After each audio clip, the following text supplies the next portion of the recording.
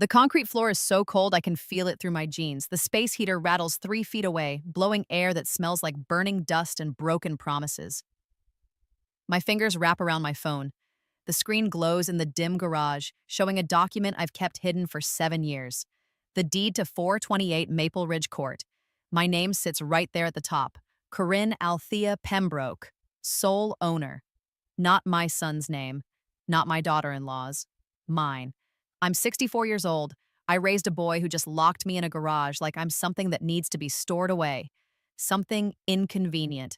Something they can forget about until trash day comes around. The futon under me has springs that dig into my spine. Stains I don't want to think about darken the cushions. This is where my son, my only child, Aman, the baby I nursed through pneumonia and heartbreak and every failure, thinks I should sleep. Hi viewers, kindly tell us where you're watching from and what time it is. Through the door, I hear Simone laughing. That high-practiced laugh she uses when she's posting videos for her online fitness brand. Dax's voice rumbles lower, saying something I can't make out. My granddaughter Tessa giggles. 4 years old, too young to understand what her parents just did to her grandmother. I pull up my email. My thumbs hover over the screen. Subject line, need to discuss 428 Maple Ridge Court, urgent. Nestor Reeves is the attorney who helped me buy this house 7 years ago. The one who warned me that keeping secrets, even generous ones, could explode in my face. I'd smiled at him then, told him everything would be fine, that I was giving my son and his struggling young family the gift of stability without the burden of knowing how much I'd sacrificed. $340,000. That's what this house cost. Every penny of my late husband's life insurance. Every dollar I'd saved from 43 years of working double shifts and skipped lunches and clothes from thrift stores. I type fast before I can change my mind. Nestor, it's time to make some changes to the property arrangements we discussed. Can you meet me tomorrow? Also, I need information on tenant eviction procedures. How much notice is legally required in this county? My finger hovers over send. The lock on the door clicks. Someone's making sure I can't wander into the main house during the night. Can't use their $6,000 Italian leather sectional. Can't mess up Simone's carefully staged living room where she films her wellness content about gratitude and family values. I press send. The email whooshes into the darkness. The heater keeps rattling. Water drips somewhere behind the metal shelving units. I'm sitting in a house I own, treated like a burden, locked away like trash. But they don't know what I know, and that changes everything. 16 hours earlier, my hands were shaking on the steering wheel for completely different reasons. The highway stretched empty ahead of me, 2 in the morning, somewhere in New Mexico, with Arizona behind me and Colorado in front of me. My back screamed. The kind of pain that comes from sitting too long, from being 64, from carrying weight that isn't just physical. The Honda's check engine light had been on since Flagstaff. I'd ignored it. Ignored the bladder pressure. Ignored the exhaustion making my eyes burn. None of it mattered because I had nowhere else to go. My landlord in Phoenix sold the building 3 weeks ago. The new owner wanted to renovate, turn the apartments into luxury condos, all tenants out by the end of the month. I'd searched for new places, but Phoenix rents had doubled since I'd moved there. My Social Security check couldn't cover anything except studio apartments in neighborhoods where gunshots were the evening soundtrack. I'd called Aunt Rhea first. She'd moved to Florida with her new husband. They were traveling in their RVs. "Not a good time, honey," she'd said. "We're really enjoying our freedom right now, you understand." I'd left Dax 3 voicemails, sent texts, explained everything about the eviction. The lack of affordable housing, the fact that I'd run out of options. Each message went unanswered for days until finally, a single text came back. "Mom, let me talk to Simone. Things are complicated right now." But I couldn't wait for permission. The eviction deadline hit. My furniture went to a donation center, except what fit in the Honda's trunk. My entire life compressed into suitcases and garbage bags, so I drove. 16 hours straight from Phoenix to the address I knew by heart because I'd chosen it. 428 Maple Ridge Court, the house with the bay windows I'd fallen in love with during the showing. The custom plantation shutters that reminded me of my grandmother's place in Savannah. The Brazilian cherry hardwood floors the installer promised would last a lifetime. I pulled into the driveway just after 9 at night. Rain hammered down. Oregon weather, cold and relentless. The windows glowed warm yellow. I could see shapes moving inside. My family, my son, living their comfortable life in the house I'd given them without them ever knowing. I sat there with the engine ticking as it cooled, watching, gathering courage. The porch light clicked on, motion sensor I'd had installed for safety. The front door opened. Dax filled the doorway. 32 years old now, he'd inherited his father's broad shoulders, that same dark hair, though he wore his longer, pulled back in a style I never understood but didn't criticize because mothers learn when to stay quiet. He stood there in his socks, arms crossed. His face wasn't happy to see me. Not surprised, not worried, not concerned, just inconvenienced. I grabbed my purse, left the suitcases. The rain soaked through my cardigan before I made it halfway up the walk. Cold water ran down my neck, plastered my gray hair to my skull. I was shivering by the time I reached the covered porch. Mom. His voice flat. No warmth. He didn't step aside to let me in, didn't move to hug me, just stood there like I was a solicitor he needed to dismiss. Dax, honey, I'm so glad you're home. I tried calling, but you can't just show up like this. The words hit harder than the rain. I blinked water from my eyes. I told you last week I was coming. Left you 3 voicemails. Sent texts. Simone and I talked about it. He glanced over his shoulder into the house. Into my house. It's not a good time. Not a good time? My voice cracked. Sweetheart, I lost my apartment. The landlord sold the building. I explained all this in my messages. You should have called Aunt Rhea or gotten another place in Phoenix. Aunt Rhea moved to Florida with her new husband, and I can't afford Phoenix anymore. The rents went, Dax, can I please come inside? We can talk about this, but I'm getting soaked out here. He stepped back, not welcoming, just enough space to let me squeeze past without touching him. The house smelled like lemon cleaner and something baking. Banana bread, maybe. The hardwood floors gleamed under my dripping shoes. I wanted to take them off, but I was frozen. Everything looked different from my last visit at Christmas. New curtains hung in the living room, cream-colored with delicate embroidery that probably cost more than my monthly Social Security check. The furniture had been rearranged. The sectional faced the fireplace now, so everything positioned like a magazine spread. Perfect. Untouchable. Simone appeared from the kitchen, 30 years old with the posture of someone who'd taught yoga professionally. Her blonde hair swept up in an artful clip. She wore leggings and an oversized sweater that hung off one shoulder in that deliberately casual way that actually takes effort. Her expression when she saw me could have frozen the rain outside. Corinne. My name sounded sour in her mouth. This is unexpected. I left messages, several messages. We've been busy. Simone draped a kitchen towel over her shoulder. Tessa's been sick. Dax got promoted at work. We're planning a bathroom renovation. Life is just really full right now. I stood there dripping on the floor, on the Brazilian cherry floor I'd chosen, creating a puddle that spread across wood I'd paid to install. I understand you're busy, but I need help, just for a little while until I can figure things out, get back on my feet. Dax and Simone exchanged a look, one of those wordless, married conversations that happen in eye contact and tiny expressions. I knew that look. Gerald and I used to have our own version before the cancer took him. This look meant I was already a decided problem. There's no room, Simone said. Her voice had that practiced sweetness that made cruelty sound reasonable.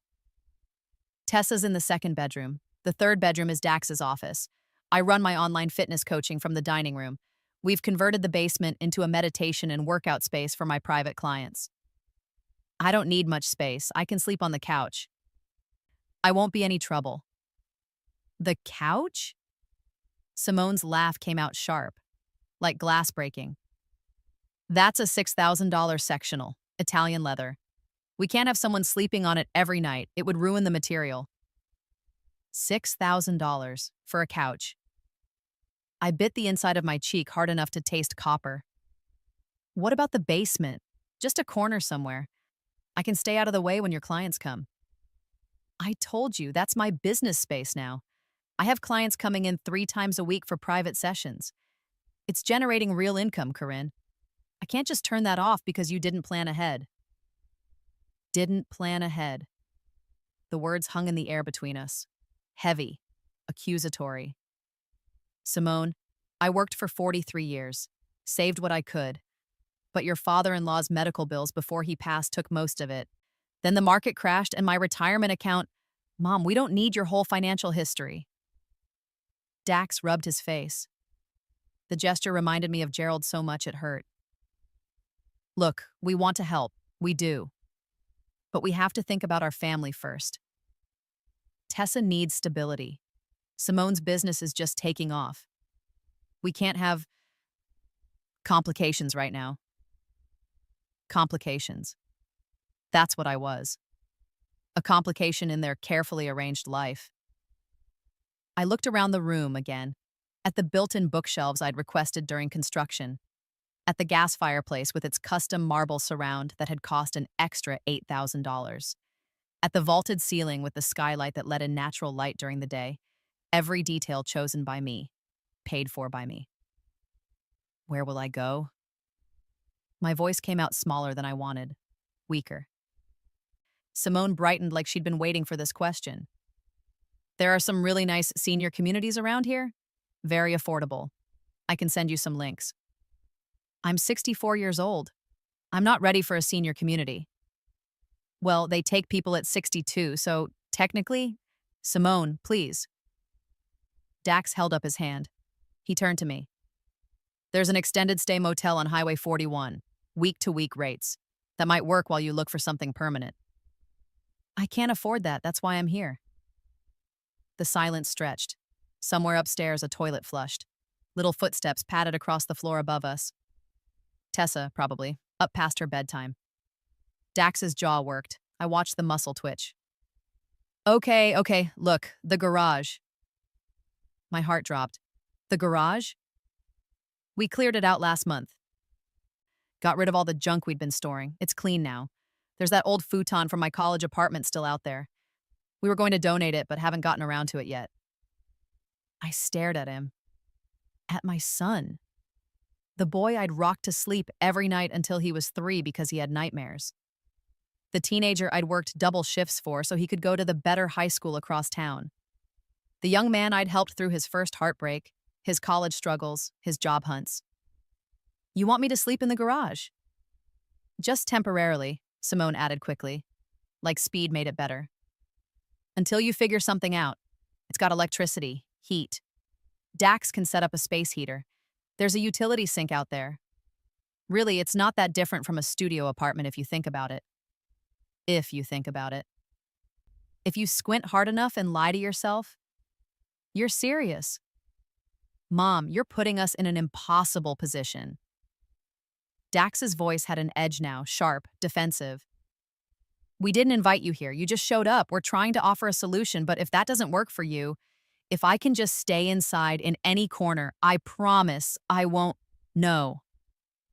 Simone's sweetness evaporated. Just gone. I'm sorry, but no. I run a business out of this house. I have a brand to maintain. My clients expect a certain environment. I can't have someone camped out on our couch or taking over our space. It's the garage or nothing, Corinne. I looked at Dax, waited for him to defend me, to remember who I was, what I'd sacrificed, how many times I'd chosen his needs over my own comfort. He looked at his feet. The same feet I'd bought shoes for when his grew too fast, and we couldn't afford new ones every month. The same feet that had walked across a stage to get his college diploma while I'd cried in the audience, proud and broke and exhausted. Fine. The words scraped out of my throat. The garage, just for a few days. Simone's shoulders relaxed. Relief flooded her face. Great. That's settled then. Dax, help your mother get set up. I need to finish cleaning the kitchen. She disappeared. Left me standing there with my son who still wouldn't meet my eyes. I'll grab some sheets, he mumbled. Get the space heater from the basement. Dax? He stopped, still didn't look at me. Why are you doing this? Mom, don't make it harder than it is. Answer me. He finally met my eyes. Something cold lived there now. Something I didn't recognize. Because Simone's right. We have to think of our family first. Our immediate family. You're an adult, you'll figure it out, you always do. He walked away. Left me dripping on the hardwood floor I'd paid for. In the house I'd bought. Standing in a home that should have been my refuge but had become my exile. The kitchen faucet ran. Simone hummed something cheerful. Upstairs, Tessa's little voice called out for water. Normal family sounds, a life continuing without space for me in it. Dax came back with his arms full of sheets that smelled like they'd been in storage too long. That musty scent of forgotten things. Garage is this way. I followed him through the kitchen, past the subway tile backsplash I'd chosen, past the farmhouse sink I'd insisted on because it reminded me of my childhood home. Through the mudroom with its custom built-in cubbies for shoes and coats. He opened the door to the garage. Cold air hit me first. Then the smell, concrete and motor oil and emptiness. The space stretched dim and gray. Metal shelving units lined one wall. The old futon sat against the far wall, lumpy and stained with what I hoped was just old food spills.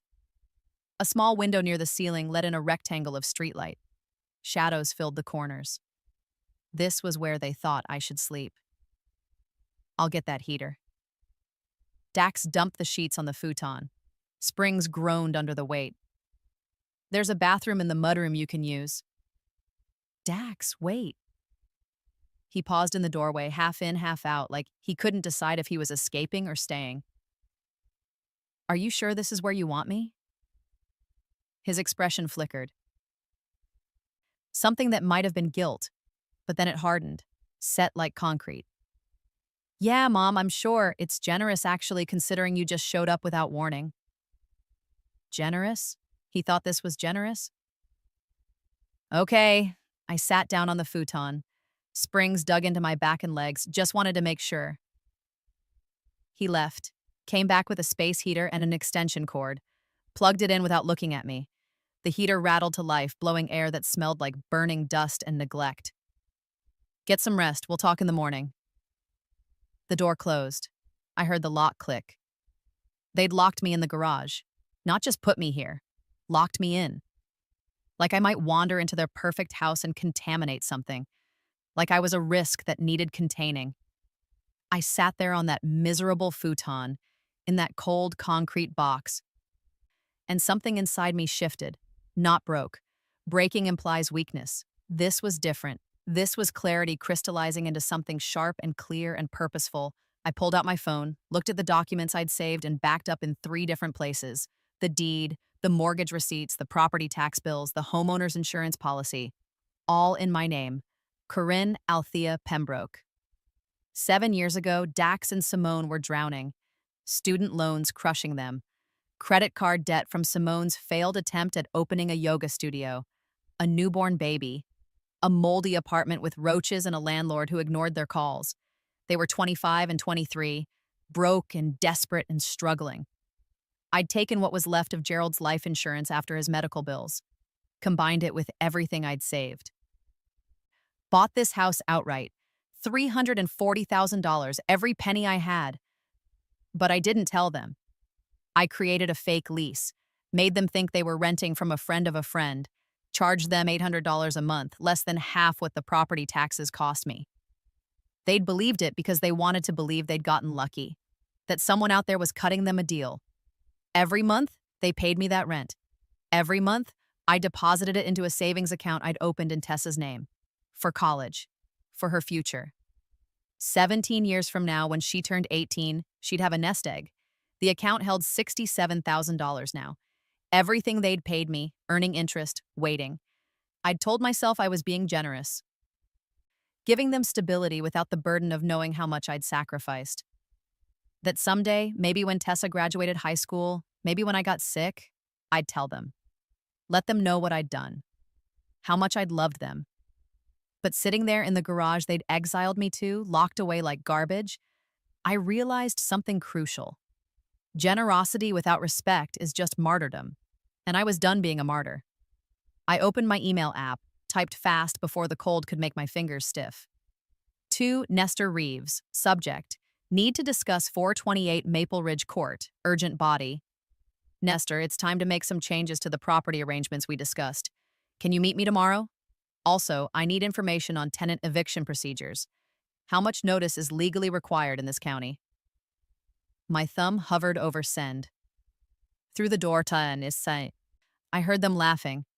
Simone's voice saying something about her client schedule tomorrow. Dax responding about his promotion, about the raise, about the bathroom renovation they were planning.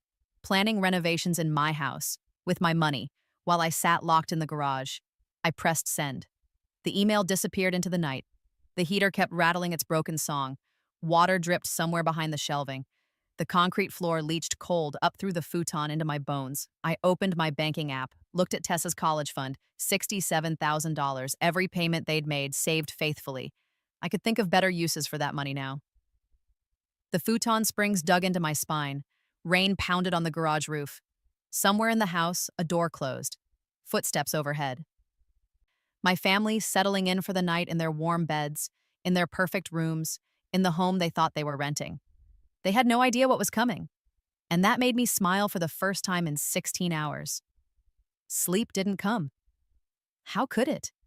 The futon felt like sleeping on a bag of rocks. Every time I shifted, springs groaned and stabbed new pressure points.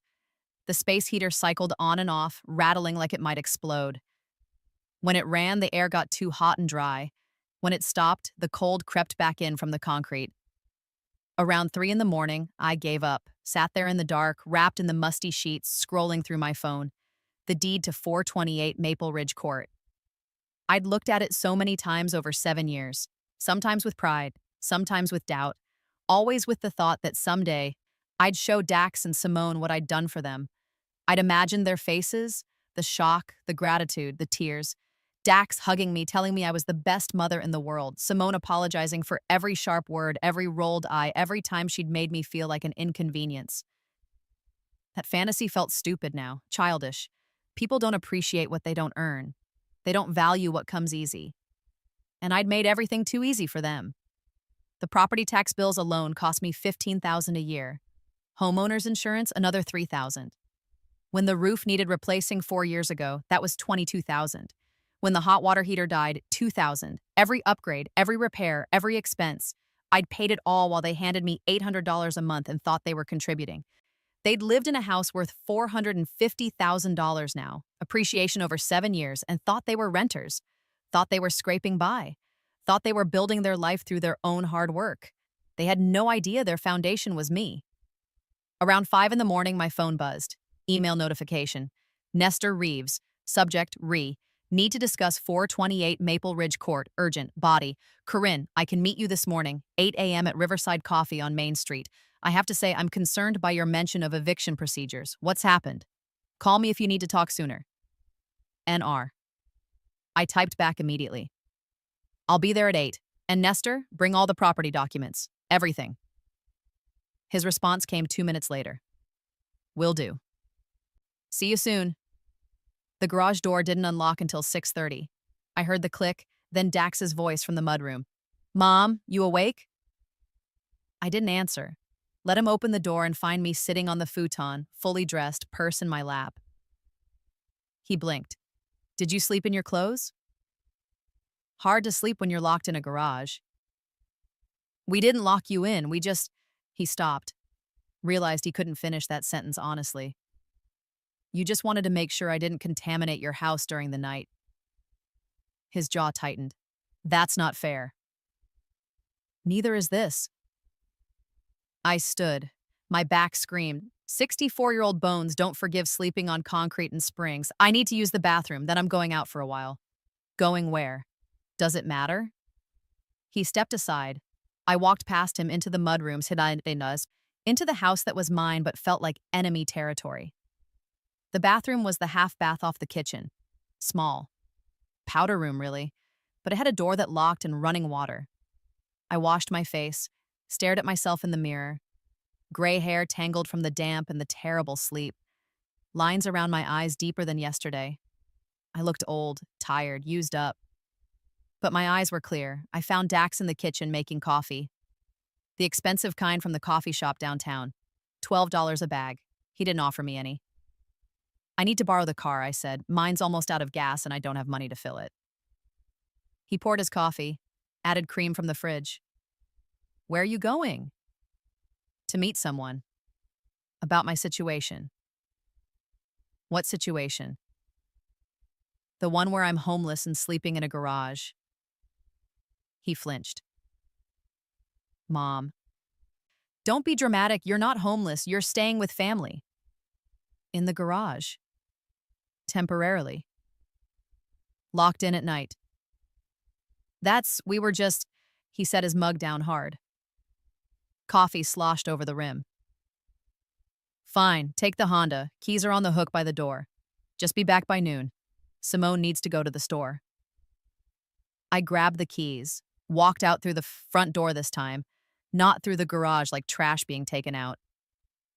The morning air was cold and damp. Rain had stopped, but the sky hung gray and heavy. My Honda sat in the driveway looking as tired as I felt. I drove to Riverside Coffee in silence.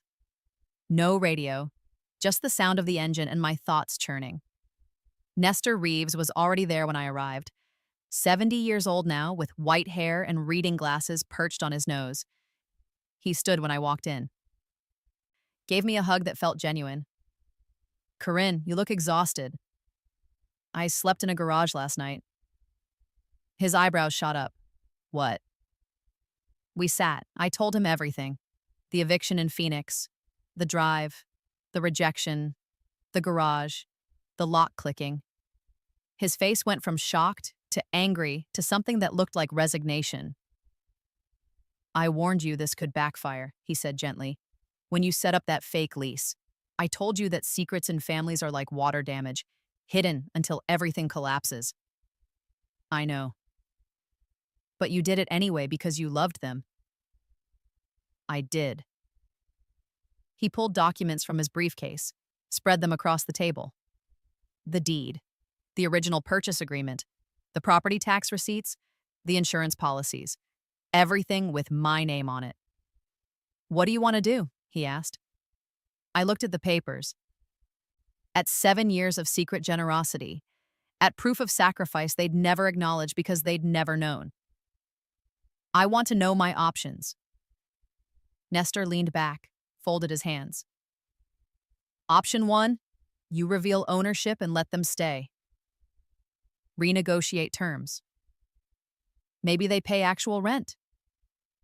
Maybe they don't. But the relationship is fundamentally changed. What's option 2? You evict them. This county requires 30 days notice for tenants without a lease.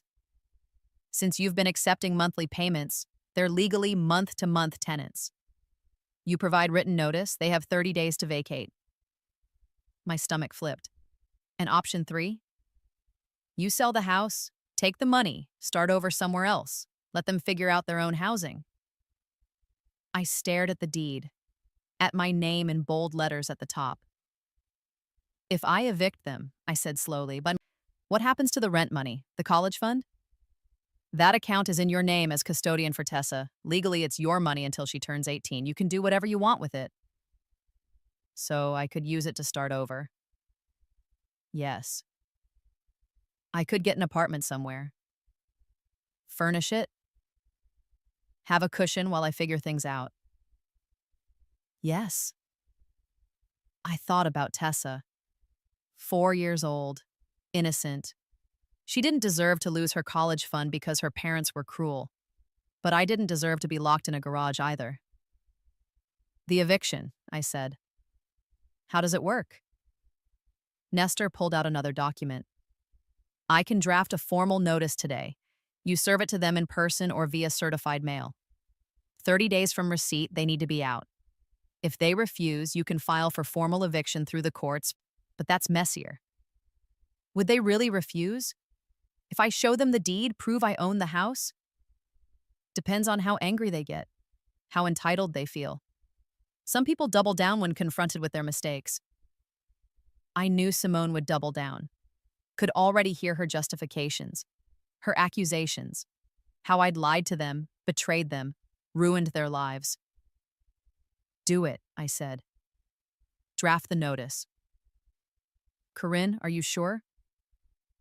This will destroy your relationship with your son. He destroyed it first. When he looked me in the eye and told me to sleep in the garage.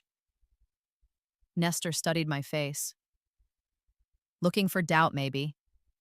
Hesitation. He didn't find any.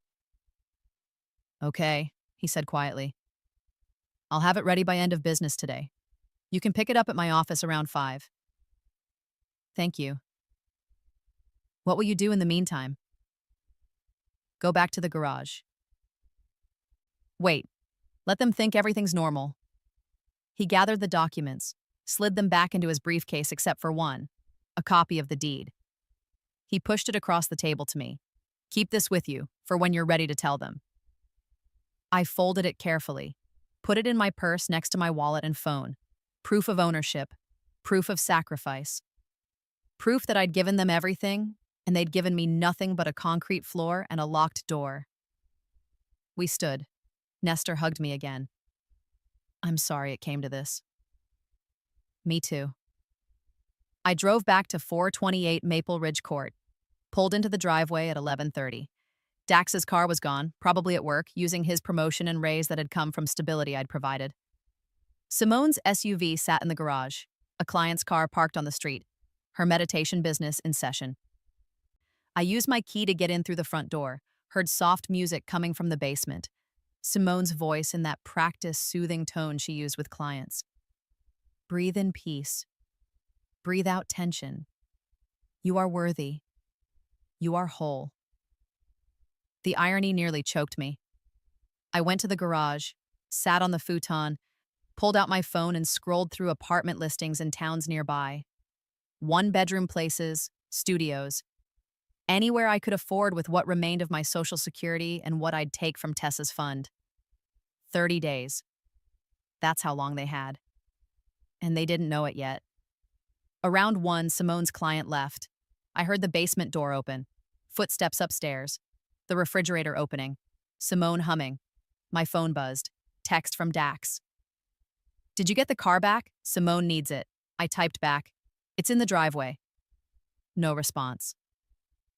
3 more hours passed. I sat in the garage planning, thinking, running through scenarios of how they'd react. Simone would cry, not real tears, performative ones. Dax would get angry, defensive, blame me for lying. Neither would accept responsibility for how they'd treated me. At 5 o'clock, I walked to Nestor's office. 2 miles. My feet ached by the time I got there, but I didn't care. He handed me an envelope, thick, official-looking. 30-day notice to vacate, he said. Legally binding. I've included copies of the deed and proof of ownership in case they dispute it. Thank you. When will you serve it? Tonight, when they're both home. He squeezed my shoulder. Call me if you need anything. And Corinne? You're doing the right thing. I wasn't sure I believed him. But I was sure I couldn't keep sleeping in that garage, locked away, treated like garbage by people living in comfort I'd purchased. I walked back to the house. Both cars in the driveway now. Lights on inside. Dinner smells coming from the kitchen. Normal family evening. Dax helping Tessa with a puzzle. Simone cooking something that probably involved quinoa and kale. I stood on the porch, envelope in my hand, deed in my purse. This was it. The moment everything changed. I opened the door and walked in. Dax looked up from the puzzle. Mom, where have you been? Out. Simone appeared from the kitchen, wooden spoon in hand. Out where? You've been gone all day. Handling some business. What business? Simone's eyes narrowed. Corinne, if you're looking at apartments, that's great. The sooner you can get your own place, the better for everyone. I set my purse down, pulled out the deed, unfolded it slowly. Actually, Simone, I already have my own place. She frowned. What are you talking about? I held up the deed. Let her see the address, the official county seal, my name at the top. This place, 428 Maple Ridge Court, I own it. The wooden spoon clattered to the floor. Dax stood up. What? I bought this house 7 years ago, cash, put it in my name, only my name. I kept my voice level, calm. The landlord you've been paying rent to? That was me. There is no landlord. There never was. I created a fake lease to help you when you were struggling. Every month, your rent went into a college fund for Tessa. Simone's face went white.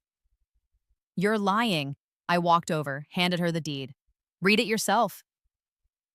She snatched it, Her eyes scanned the page. Once, twice, her hands started shaking. This isn't legal. It's completely legal. Nestor Reeves handled the purchase. Everything's documented. I own this house. The furniture you bought, the renovations you're planning, you've been living in my house this entire time. Dax grabbed the deed from Simone, stared at it like it might change if he looked hard enough. Why would you do this? Because 7 years ago, you were drowning. Student loans, credit card debt, a newborn baby, a terrible apartment. I used your father's life insurance and my savings to buy you stability. I thought I was helping.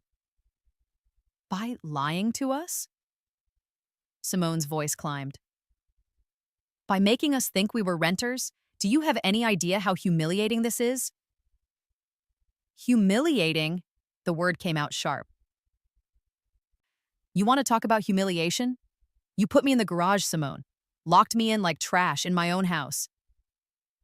We didn't know it was your house.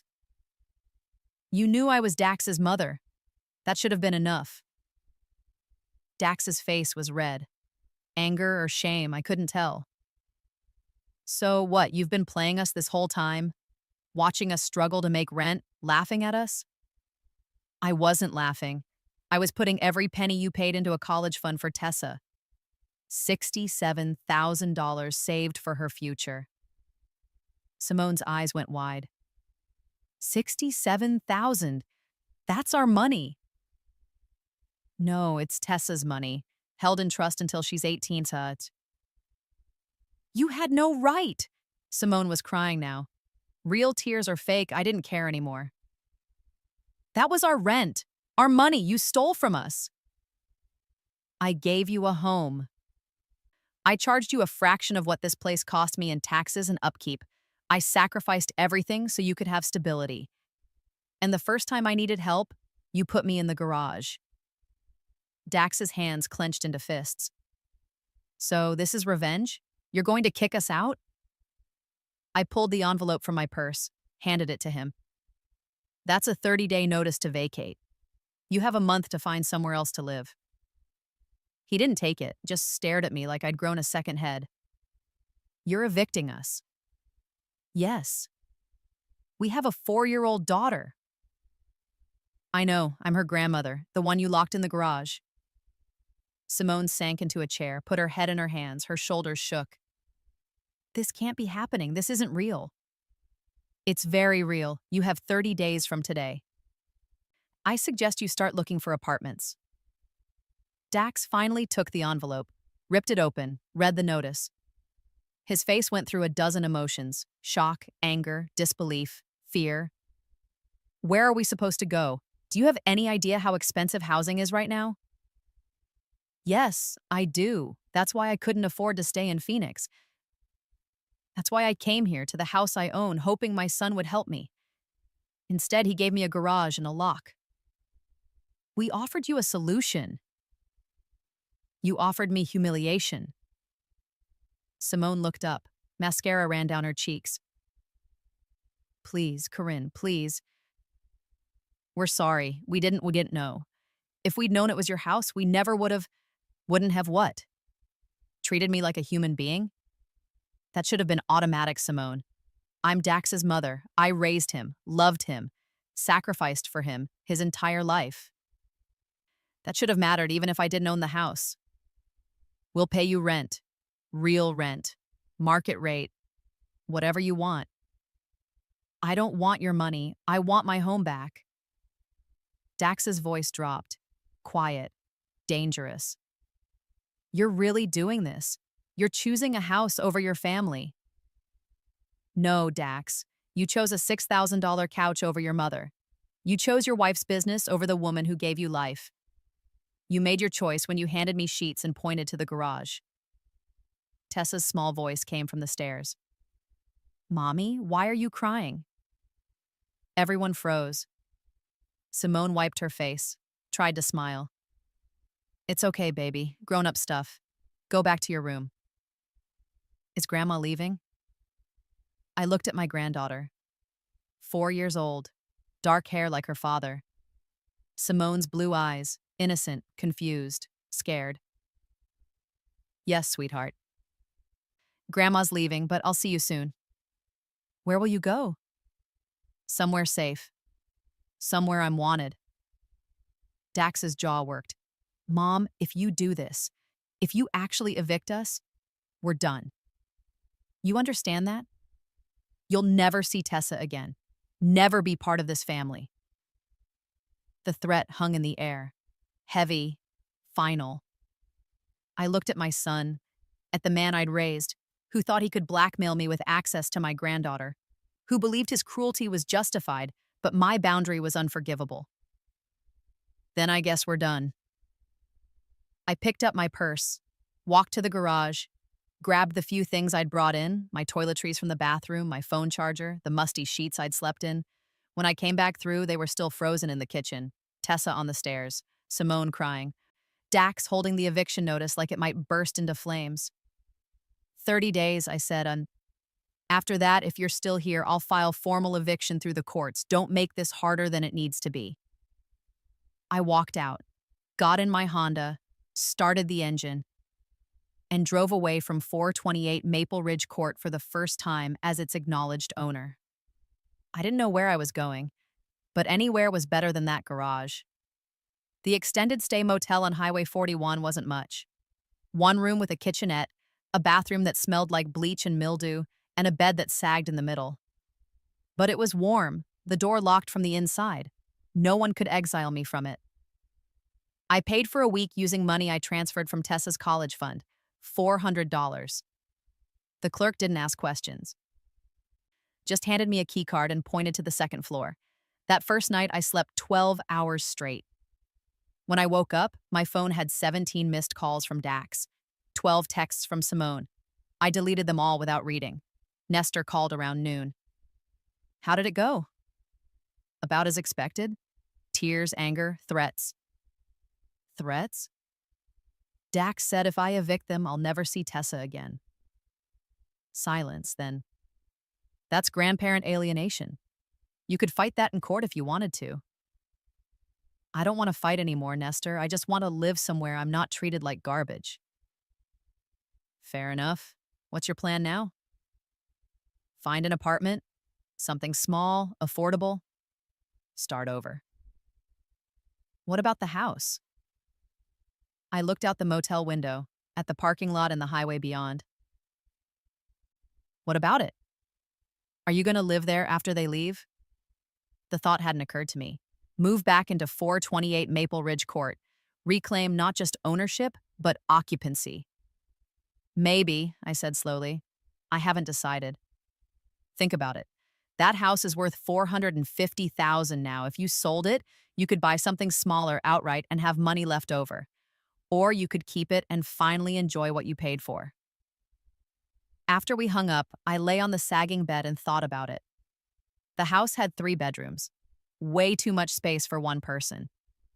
But Dax's office could become my bedroom. The basement meditation studio could be my art room. I'd always wanted to paint but never had space.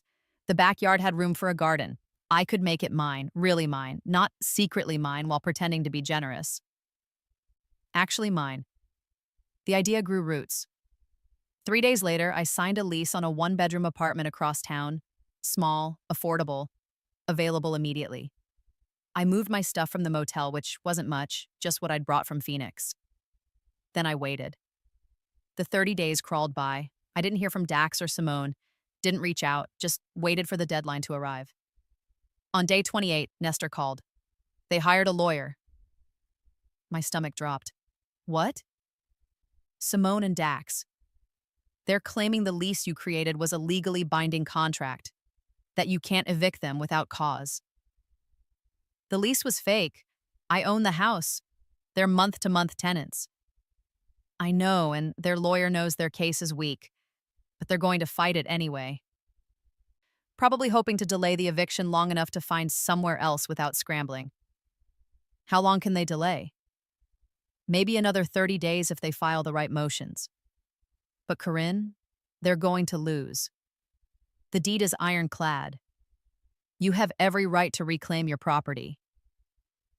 So I just wait? You wait. And you prepare for them to drag your name through the mud.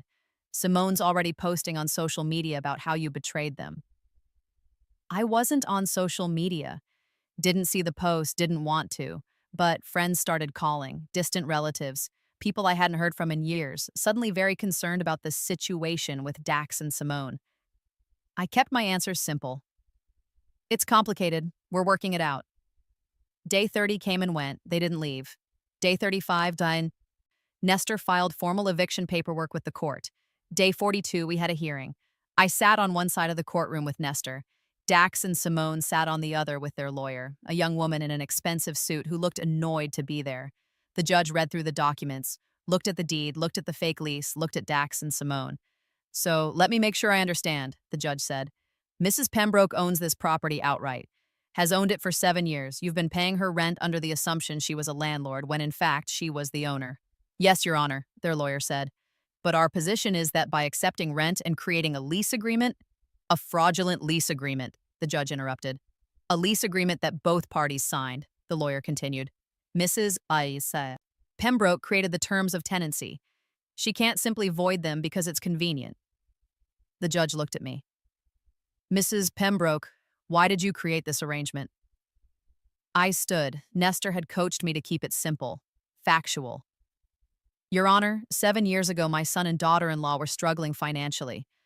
They had a newborn, significant debt, and were living in substandard housing. I used my late husband's life insurance to purchase a home for them. I didn't tell them I owned it because I wanted them to feel independent, to feel like they were building their own life. And why are you evicting them now? I hesitated. Nestor had told me not to mention the garage, to keep emotions out of it. But the judge was looking at me with kind eyes, waiting. Because when I needed help, they put me in the garage, locked me in at night, treated me like I was a burden instead of a person. I realized that my generosity had enabled their disrespect, so I'm reclaiming what's mine. The courtroom was silent. The judge looked at Dax and Simone. Is that true? You made your mother sleep in the garage? Simone started crying, again. We didn't know she owned the house. That's not what I asked. Did you make her sleep in the garage? Dax's face was red. It was temporary. We didn't have room. You have a 3-bedroom house. The judge's voice was flat. And you put your mother in the garage. Their lawyer shifted uncomfortably. The judge looked back at the documents, shook her head. I'm ruling in favor of Mrs. Pembroke. The property is hers. The lease was not legally binding as it was created under false pretenses. Pretenses she created, yes. But that doesn't negate her ownership rights. You have 14 days to vacate the property. If you're not out by then, the sheriff will remove you. The gavel came down. It was over. Dax and Simone left without looking at me. Their lawyer packed up quickly, whispering something about appeals that wouldn't go anywhere. Nestor shook my hand. Congratulations. It doesn't feel like winning. No, it probably won't for a while. But you did the right thing. 14 days later, I pulled up to 428 Maple Ridge Court with a moving truck I'd rented. My apartment furniture, which wasn't much, loaded in back. The house was empty. They'd left it clean. I'd give them that. No damage, no missing fixtures, just empty rooms echoing with 7 years of secrets. I walked through slowly. The living room where I'd stood dripping and desperate. The kitchen where Simone had told me there was no room. The garage where I'd spent that horrible night on the futon. Then upstairs. Tessa's room with faint marks on the wall where her growth chart had been. Dax's office, empty now except for indentations in the carpet from his desk. The master bedroom, where they'd slept in comfort while I froze in the garage. I stood in the center of the room and cried. Not from sadness, from relief, from exhaustion, from the weight of carrying secrets finally lifting. This was my house now, really mine. Not secretly, not hidden, mine. I moved in that day, set up my bedroom in the master suite, turned Dax's office into a reading room, started planning what I'd do with the basement. The first night in my own bed, in my own house, I slept better than I had in months. Weeks passed, then months. I joined a community garden, started painting classes at the senior center, which wasn't so bad after all. Made friends with my neighbors, who'd always wondered about the young family living in such an expensive house. 6 months after the eviction, Dax called. I almost didn't answer, but something made me pick up. "Mom?" His voice was quiet, hoarse. "Can we talk?" "About what?" "About everything. About what we did. What I did." I waited. "We're living in a 2-bedroom apartment now. Tessa has to share a room with us. Simone had to close her business because there's no space. We're struggling to make rent." "I'm sorry to hear that." "Are you?" The question was fair. "I'm sorry you're struggling." "I'm not sorry I set boundaries." Silence. Then, "I was wrong. We were wrong. The way we treated you. Mom. I can't believe I put you in the garage. I can't believe I locked the door. When I think about it now, I feel sick." "Why now? Why do you feel sick now?" "Because I realized something. If Tessa ever treated me the way I treated you, it would destroy me." My throat tightened. "Yes, it would. Is there any way? Can we try again? Can I try to make this right?" I looked around the living room, at the life I'd built in 6 months, the peace I'd found. "Maybe," I said slowly, "but not like before. Not with you taking advantage of my generosity and calling it love." "I know, I understand. I miss you, Mom, and Tessa misses you.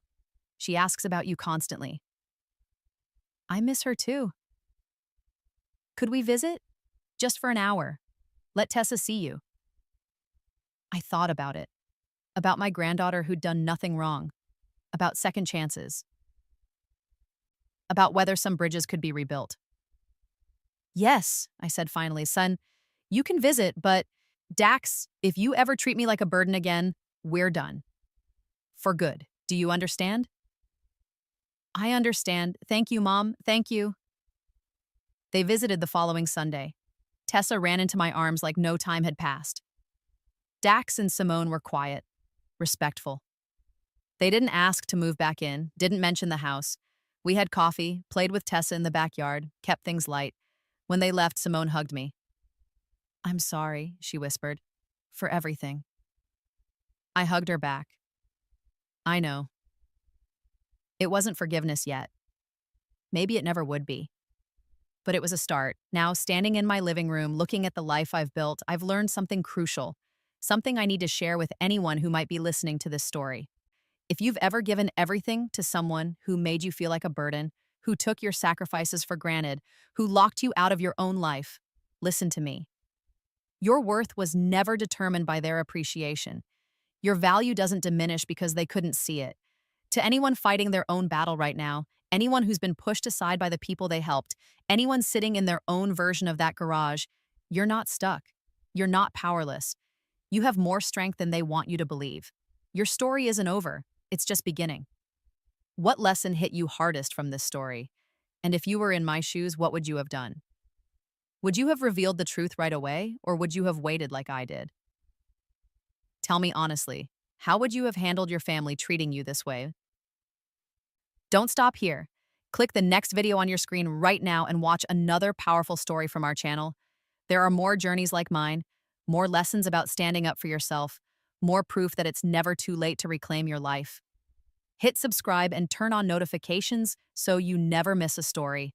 Share your thoughts in the comments below. I read every single one. And if this story touched you, if it reminded you of your own battles, share it with someone who needs to hear it. See you in the next one.